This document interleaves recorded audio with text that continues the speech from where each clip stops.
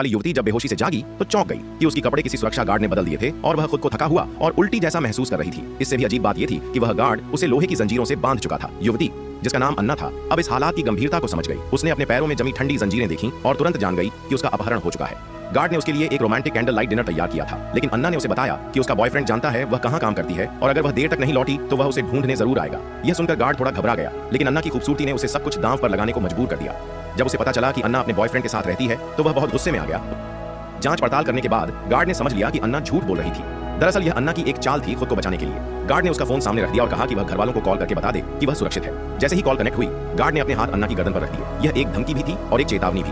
Guard के मन में औरतों को सबसे बड़ा झूठ बोलने वाला जीव माना जाता था और वह अन्ना के झूठ से काफी संतुष्ट था। उसने अन्ना को इनाम में एक तोहफा दिया। डिब्बा खोलने पर उसमें एक वीडियो टेप निकला, जिसे गार्ड ने तुरंत चला दिया। जैसे ही वीडियो शुरू हुआ, अन्ना का गुस्सा फूट पड़ा, क्योंकि उसमें उसका ऑफिस में बॉस द्वारा उत्पीड़न का दृश्य था। लेकिन असली गुस्से में तो गार्ड था। वह नहीं चाहता था कि कोई भी उसकी देवी को बुरी नजर से देखे।